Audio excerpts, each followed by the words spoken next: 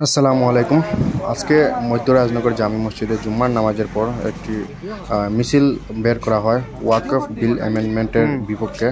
তো আপনারা এই ভিডিওটি দেখুন। নামাজ শান্তশিষ্টভাবে হয়, তারপর একটি প্রতিবাদী মিছিল করা হয় এবং শান্তশিষ্টভাবে মিছিলটি সম্পূর্ণ হয়। প্রত্যেক ইমানদার ব্যক্তির কাছে অনুরোধ রইল সেই ভিডিওটি বেশি বেশি করে শেয়ার করে দেওয়ার জন্য, যাতে এই বিলটি বাতিল করা হয়। আমরা আজকে এখানে জুমার নামাজের পর আমরা সমবেত হয়েছি যে বর্তমানে আমরা ভারতবর্ষে যে একটি আইন প্রণয়ন করা হয়েছে, সেই আইন আমাদের বিপক্ষে, ইসলাম এবং শরীয়তের বিপরীত। সেই হিসাবে আমরা এই ওয়াকফ অ্যামেন্ডমেন্ট বিল এটাকে আমরা ধিক্কার জানাই, নিন্দা জানাই।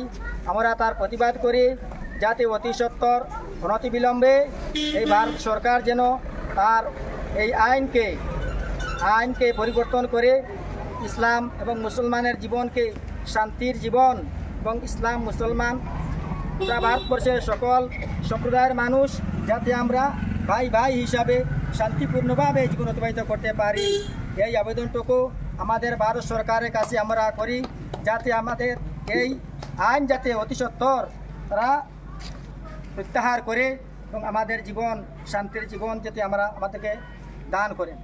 এই বলে আমি আমার বক্তব্য এখানে শেষ করলাম।